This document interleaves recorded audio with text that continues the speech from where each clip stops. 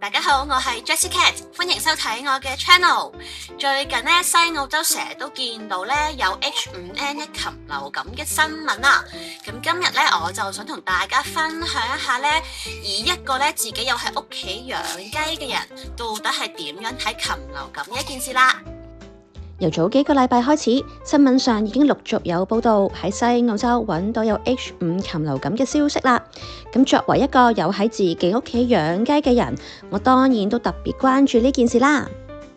咁雖然新聞上面咧講到好似好大件事，好似好恐慌咁啦，但係其實咧，目前西澳揾得到嘅確診禽流感數字咧，都只係個位數嚟啫。而且如果仔細睇嘅話咧，發現禽流感嘅地區咧，其實全部都離珀斯係有一段好遠嘅距離，講緊咧可能係要揸好多個鐘頭車咁樣嘅地方嚟嘅。暫時未喺市區有確診，聽落去就令人安心好多啦。而且喺目前嘅確診個案之中咧，全部都喺野生雀仔嗰度揾到㗎。暫時咧係未有出現人養嘅家禽中咗禽流感嘅，所以我自己覺得咧，目前係冇需要太擔心。而我當然都唔係唯一一個有養雞嘅人喺度密切關注緊禽流感嘅事啦。我自己咧亦都有 follow 一啲養雞嘅 group 㗎，入邊亦都有人討論過呢一件事。咁我覺得佢哋提出嘅觀點咧，其實係幾好㗎。因為佢哋話咧，需唔需要擔心禽流感咧，其實係好睇自己養雞個 setting。如果個 setting 好似我咁，只不過自己喺花園養雞嘅活動範圍比較細咧，唔會點接觸到野生雀仔嘅話咧，其實係冇需要太擔心嘅。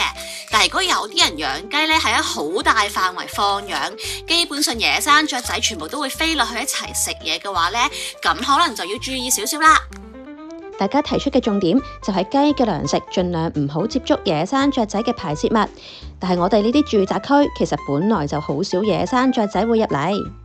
咁而關於禽流感嘅新聞呢，就唔止係有幾多確診㗎，亦都有啲媒體開始報道呢，話驚禽流感會影響到雞蛋嘅價格。咁我目前呢，就覺得係呢件事未必會發生㗎，因為甚至呢都唔覺得有雞農場啊嗰啲受影響。咁其實唔會影響到雞蛋嘅產量嘅。不過即使雞蛋嘅價格會上升呢，其實我亦都唔擔心呢一件事。咁係因為呢，我養兩隻雞，佢哋嘅雞蛋產量呢，其實已經夠我一家人食。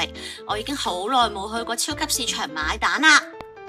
即使雞蛋再加價，其實可能都係商業手法。我覺得雞蛋嘅產量應該係唔會受影響住嘅。咁喺最後呢，就同大家嚟睇下我雪櫃入邊到底有幾多雞蛋啦。我哋仲特登買咗一啲膠嘅雞蛋盒嚟裝我哋嘅雞蛋。咁等我哋數下先。一共係有29隻雞蛋做存貨，全部都係自己喺屋企生產嘅。